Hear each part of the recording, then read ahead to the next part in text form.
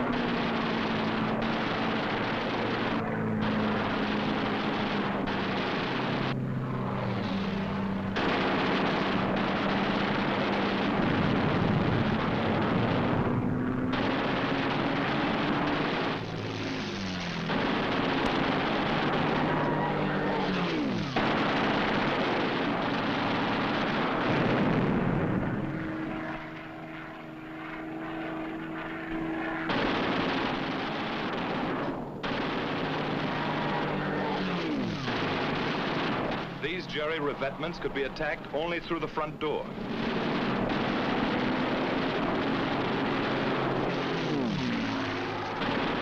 These copied Allied Invasion Day stripes failed to deceive our pilots.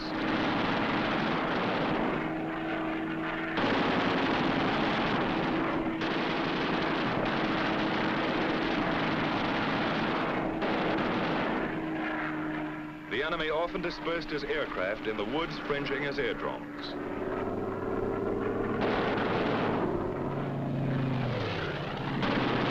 Always open season on this kind of sitting duck.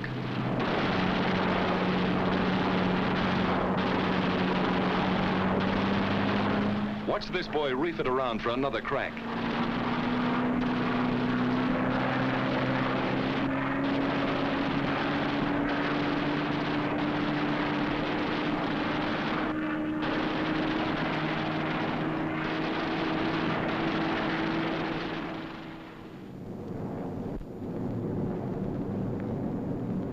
The steady, relentless bombing of Germany went on without ceasing.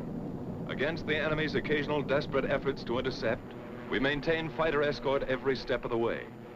But the sky was ours, and another great opportunity was ours. His teeming, widespread, intricate transportation system. Feeding and supplying the great armies which he counted upon to throw our invasion forces back into the sea. Then something happened.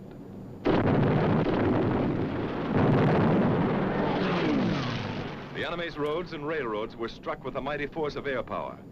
They were tense days, crucial days, and both sides knew it. Our fighters, freed by their bitterly won victory in the air, became a dominant factor on the ground. These thunderbolts are dive bombing. They strike home. But by far the greatest, the almost paralyzing destruction they inflicted was by the burning, hard-hitting fire of their 50 caliber guns. They exploded locomotives by the thousand and burned freight cars in uncounted numbers. No train in daylight hours was safe. No marshalling yard a haven. The enemy's desperately needed rail transport system was shattered all over the map.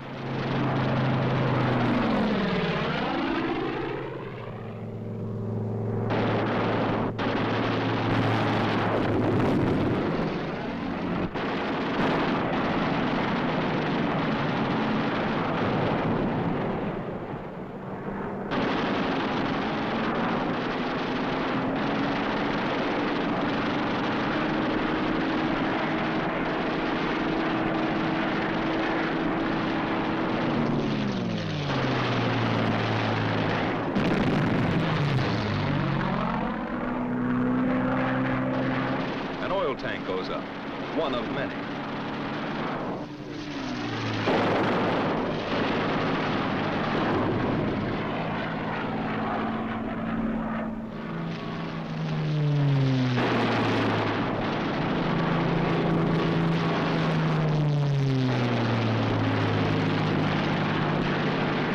No mistaking gasoline when you hit it.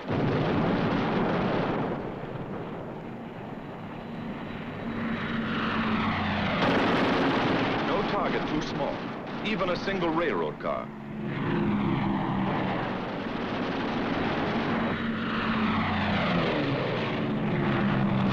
The Hun tried to hide his trains in the woods, but it did not save them.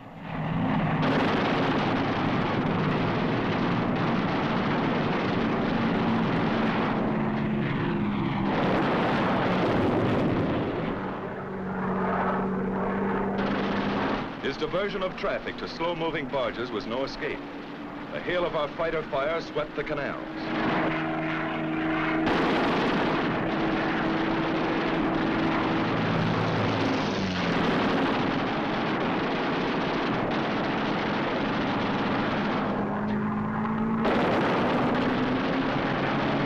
Flak towers like these cause us lots of damage. They took plenty in return.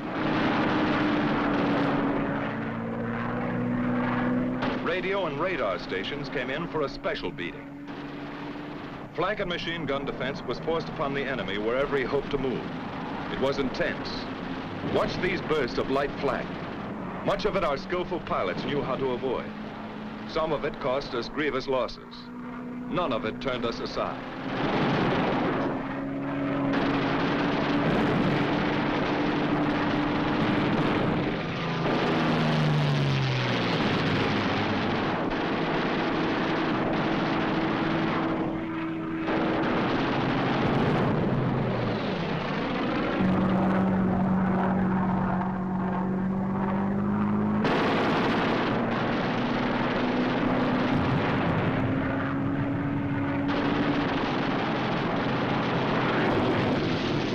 Enemy ammunition tried to run the gauntlet in vain.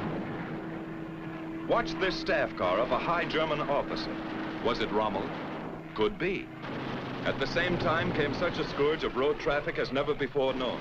The enemy could move his convoys effectively only at night, was delayed and destroyed wherever he turned the wheel. What did this mean to the German armies in the West? How did it count on Invasion Day and the Battle of Normandy? Here is the picture of the enemy's transportation system as he was able to take it into the crucial test. Yes, this is the report our fighter pilots send back to you. The great armadas of our bombers sailing unhindered through the enemy air. Our gallant armies driving ahead without having to keep one eye cocked over their shoulders. Their gun emplacements unobserved.